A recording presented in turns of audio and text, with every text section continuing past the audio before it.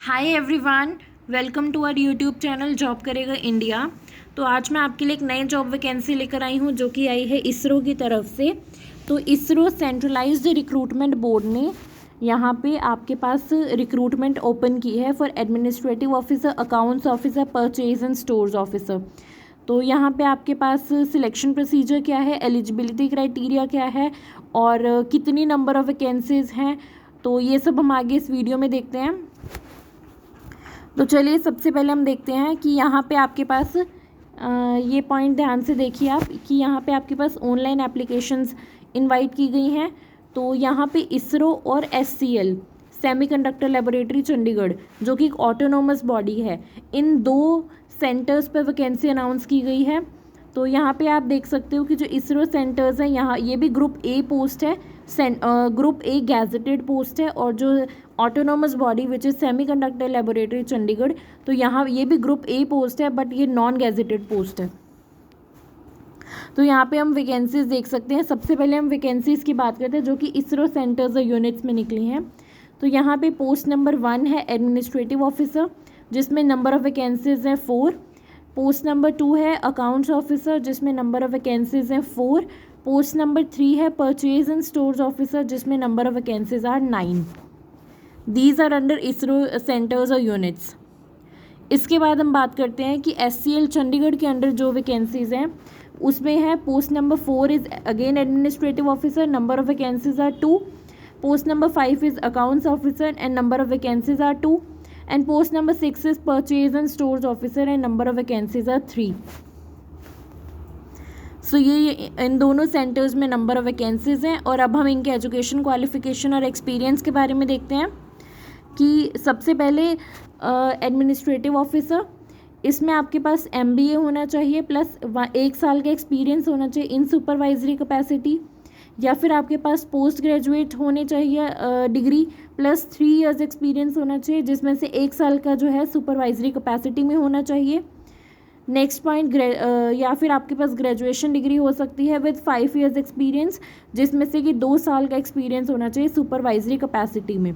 यहाँ पे नीचे एक नोट पॉइंट दिया हुआ है कि आपके पास एक्सपीरियंस जो है वो एरियाज ऑफ एडमिनिस्ट्रेशन में होना चाहिए।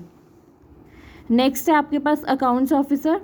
अकाउंट्स ऑफिसर में अगर आपके पास यहाँ पे आप देख सकते हो कि ACA, FCA और आपके पास अगर AICWA और FICWA और अगर आपके पास MBA प्लस 1 साल का एक्सपीरियंस होना चाहिए इन सुपरवाइजरी कैपेसिटी, या फिर अगर आपके पास MCOM डिग्री है और 3 साल का एक्सपीरियंस है जिसमें से 1 साल का एक्सपीरियंस सुपरवाइजरी कैपेसिटी में है, तब भी आप इस पोस्ट के लिए अप्लाई कर सकते हो। या फिर अगर आपने BCom किया है, BBA और BBM, इनमें से कोई भी एक डिग्री है और आपके पास 5 साल का एक्सपीरियंस है जिसमें से 2 साल का सुपरवाइजरी कैपेसिटी में होना चाहिए, तो इस पोस्ट के लिए आप अप्लाई कर सकते हो। अगेन यहाँ पे एक नोट पॉइंट है, ये आप देख सकते हो कि जो एक्सपीरियंस है वो एरियाज ऑफ फाइनेंस और अकाउंट्स और कॉस्ट अकाउंटिंग में होना चाहिए। नेक्स्ट आपके पास जो पोस्ट है वो है परचेज एंड स्टोर्स ऑफिसर की। तो यहाँ पे आपके पास MBA होना चाहिए इन मार्केटिंग और मटेरियल मैनेजमेंट प्लस 1 साल का एक्सपीरियंस होना चाहिए आपके पास सुपरवाइजरी कैपेसिटी में। नेक्स्ट, अगर आपके पास ग्रेजुएशन डिग्री है प्लस पोस्ट ग्रेजुएट डिप्लोमा है इन मटेरियल मैनेजमेंट और any other subject related to purchase and stores, plus अगर आपके पास 3 साल का एक्सपीरियंस है जिसमें से 1 साल का सुपरवाइजरी कैपेसिटी में होना चाहिए, तब आप इस पोस्ट के लिए अप्लाई कर सकते हो। और अगर आपके पास पोस्ट ग्रेजुएशन डिग्री है विद 3 इयर्स एक्सपीरियंस जिसमें से 1 साल का अगेन सुपरवाइजरी कैपेसिटी में होना चाहिए इन द रेलिवेंट फील्ड। और अगला, अगर आपके पास ग्रेजुएशन डिग्री है विद 5 इयर्स एक्सपीरियंस जिसमें से 2 साल का सुपरवाइजरी कैपेसिटी में होना चाहिए। और यहाँ पे अगेन एक नोट पॉइंट है कि एक्सपीरियंस जो है in areas of purchase and stores होना चाहिए। नेक्स्ट आप यहाँ पे देख सकते हो कि अगर आपके पास ग्रेजुएशन और पोस्ट ग्रेजुएशन डिग्री है अदर देन दीज डिग्रीज, तो आपके पास मिनिमम परसेंटेज आपकी होनी चाहिए 60%। और अगर CGPA है तो आपके पास मिनिमम CGPA 6.3 होना चाहिए। नेक्स्ट आप यहाँ पे देख सकते हो कि अगर आपके पास MBA डिग्री है तो वो HR में होनी चाहिए for applying the post of administrative officer. और अगर आपने अकाउंट्स के लिए, अकाउंट्स ऑफिसर के लिए अप्लाई करना है तो आपके पास MBA डिग्री होनी चाहिए फाइनेंस, बैंकिंग और बैंकिंग पब्लिक सिस्टम मैनेजमेंट में।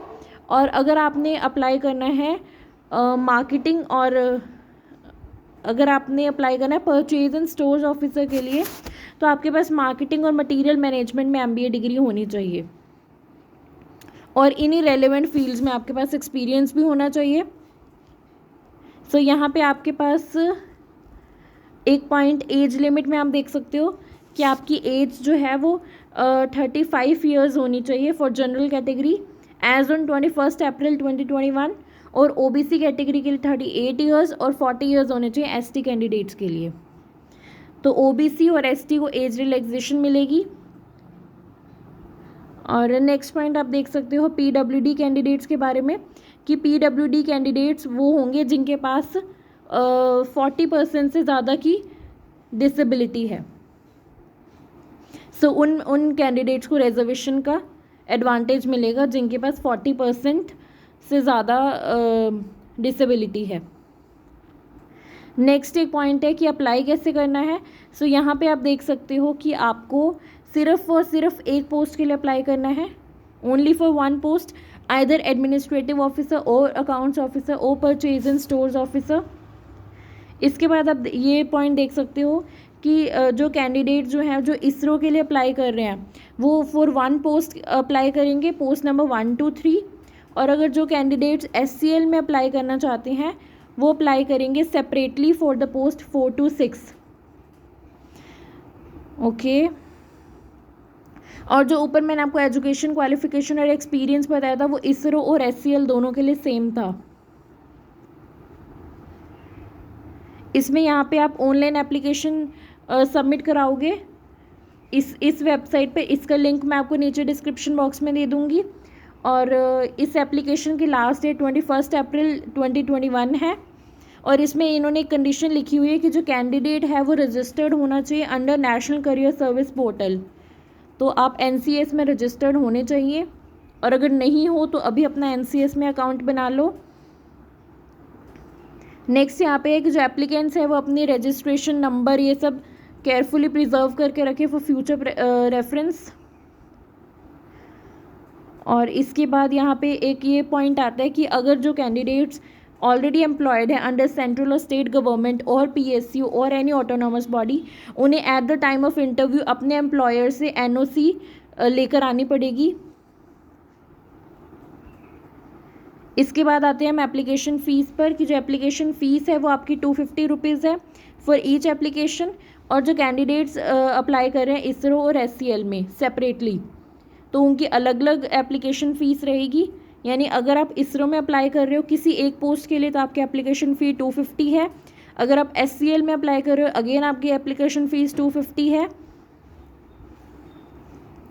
नेक्स्ट आप देख सकते हो अगर आप दोनों के लिए अप्लाई कर रहे हो इसरो और SCL के लिए तो आपको सेपरेटली दोनों एप्लीकेशन फ़ीस भरनी पड़ेगी। यानी आपकी जो टोटल फ़ी होगी वो 500 होगी। इसके बाद इसमें एक पॉइंट है कि आप जो पेमेंट है वो ऑनलाइन भी और ऑफलाइन भी कैसे भी कर सकते हो। यानी कि आप इंटरनेट बैंकिंग यूज़ कर सकते हो और डेबिट कार्ड, और ऑफलाइन में आप कोई भी SBI ब्रांच में जाके अपनी फ़ीस सबमिट कर सकते हो। इसके बाद आप यहाँ पे देख सकते हो कि जो विमेन कैंडिडेट्स हैं और शेड्यूल्ड कास्ट, शेड्यूल्ड ट्राइब या एक्स सर्विसमैन और पीपल विद बेंचमार्क डिसेबिलिटी है, they are exempted from the payment of application fee. उनकी कोई एप्लीकेशन फ़ी नहीं लगेगी। इसके बाद हम आगे देखते हैं कि यहाँ पे एक पॉइंट लिखा हुआ है कि कैंडिडेट्स को मल्टीपल एप्लीकेशन सबमिट नहीं करनी है फॉर द सेम पोस्ट। इसके बाद हम इसमें सिलेक्शन प्रोसीजर में आते हैं। तो यहाँ पे आपका बेसिकली रिटन टेस्ट होगा जो कि इन 12 वेन्यूज़ में होगा। इनमें से कोई एक वेन्यू आपका मिल सकता है या आपको, आप देख सकते हो यहाँ अहमदाबाद, बेंगलोर, भोपाल, चंडीगढ़, चेन्नई, गुवाहाटी आप आराम से देख सकते हो। इस PDF का लिंक भी मैं आपको नीचे डिस्क्रिप्शन बॉक्स में प्रोवाइड कर दूँगी। यहाँ पे आपको एक पॉइंट दिया हुआ है कि कैंडिडेट्स को मिनिमम 40% मार्क्स लाने in each part of the objective type test और कैंडिडेट्स को 50% मार्क्स लाने हैं, मिनिमम 50% आने हैं डिस्क्रिप्टिव टाइप टेस्ट। और यहाँ पे आपको इंटरव्यू के लिए कॉल करने का क्राइटेरिया लिखा हुआ है कि हम 1:7 के रेशो में इंटरव्यू के लिए कॉल करेंगे। इसके बाद आप यहाँ पे पे एंड अलाउंसेस भी देख सकते हो कि जो कैंडिडेट सिलेक्टेड होंगे, जिनको ये सिलेक्ट करेंगे, उनको लेवल 10 ऑफ पे मैट्रिक्स के अकॉर्डिंग जो है मिनिमम पेमेंट होगी 56,100 रुपीज़ पर मंथ। और इसके साथ ही आपको DA, HRA, TA ये सब कुछ मिलेगा, सारे अलाउंसेस मिलेंगे। और वो कैंडिडेट जो इसमें सिलेक्ट हो जाएंगे they will come under national pension system, और उनको हेल्थ केयर फैसिलिटीज़ मिलेगी, उनको और उनकी फैमिली मेम्बर्स को। और आपको कैंटीन फैसिलिटी मिलेगी, प्लस आपको क्वार्टर फैसिलिटी मिलेगी, और आपका group insurance, house building advance, ये सब कुछ आपको सारी फैसिलिटीज़ मिलेंगी।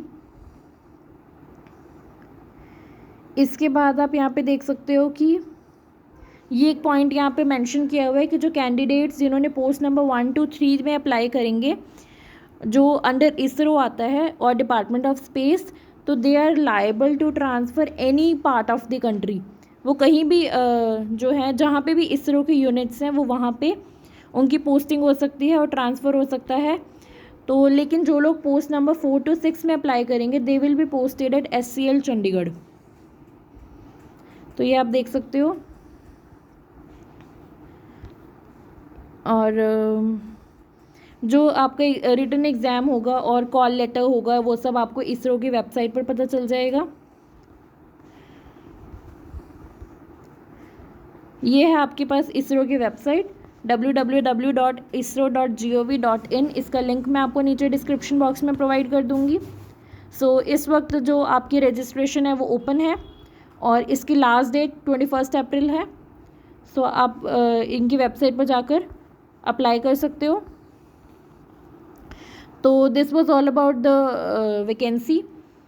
तो अगर आपको हमारी ये वीडियो अच्छी लगी तो आप हमारे चैनल को ज़रूर सब्सक्राइब कीजिए और अपने फ्रेंड्स के साथ शेयर कीजिए। और हमारा एक टेलीग्राम ग्रुप भी है जॉब करेगा इंडिया, आप उसे भी ज्वाइन कर सकते हो।